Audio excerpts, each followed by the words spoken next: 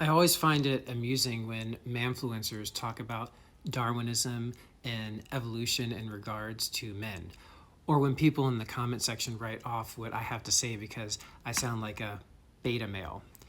It always circles back to this whole alpha man, beta man thing. Alphas, the physically strong, imposing, and daring males who are leaders, and those beta males who are the ones who follow them. Beta males who compete with each other to try to be the next in line or the next alpha male. First off, the original biologist who came up with these terms had been studying wolves in captivity. And long ago, he revised his position and denounced this interpretation after observing wolves in their natural habitats. He saw that they have much more complex social hierarchies than alpha beta dichotomy.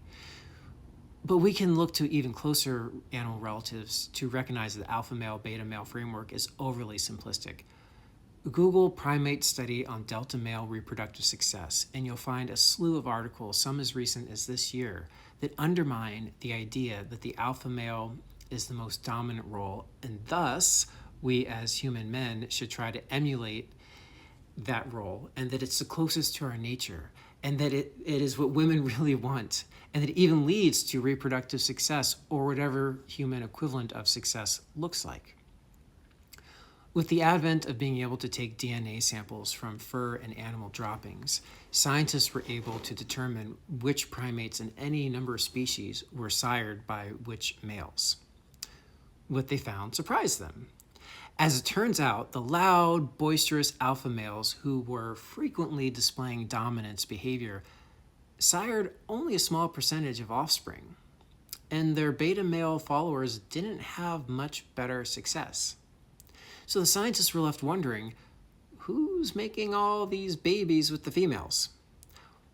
Well, it was the delta males. These were males the scientists had not really paid much attention to. They were less aggressive. They were much more likely to engage in pro-social behavior. In primate settings, that meant that they would bond with females through grooming. This is when we see primates running their fingers through one another's hair to pick out parasites. It's soothing, and it requires trust on the part of both parties because you're turning your back on one another as you take turns.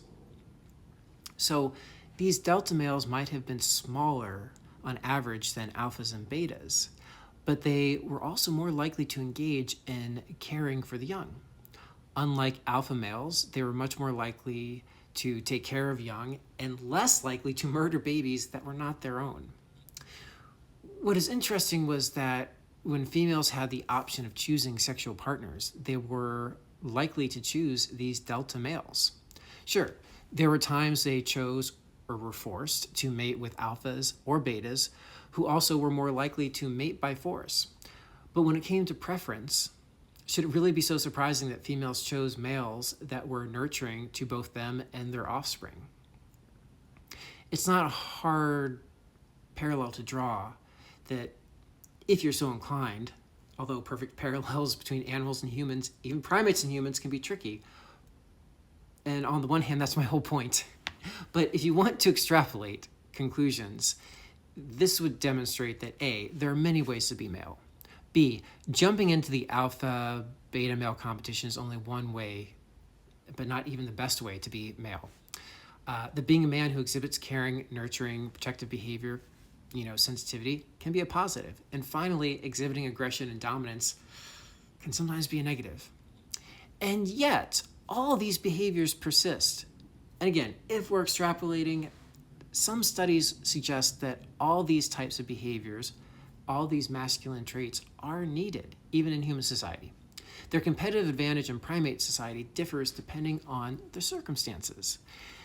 In a context or a season of numerous predators and threats from competing groups, you might need those aggressive dominant males. The cost of dealing with their aggression, their tendency to rape and murder, well, in a war, that aggression is needed, so you deal with it. But they also don't live as long as a result. Also, in a troop of monkeys or human society, they're not always at war. And the context of scarce resources, where restraint, nurturing, ingenuity is needed, genes for these behaviors come down through the delta lines. And nature, females, select for those too.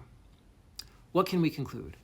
Well, if we're taking our cues from nature, we can conclude that things are a lot more complicated than we thought, a lot more complicated than alphas and betas. We might also deduce that there are roles for all different types of males. This includes males who exhibit traditionally male behaviors and men who exhibit a mix of male and female behaviors. And even maybe vice versa. Females may exhibit male behaviors or a mix thereof, and that's natural. I'm also a split opinion of the whole using animals for comparison, because there are a lot of things animals and primates do that we like to think we don't. Dogs eat poop. Monkeys fling it. Aren't humans supposed to be better? Although when I look at the quality of discourse on social media, maybe we're all not that different. But at least we can try to be. So be nice in the comments. No harm, care for, and protect each other.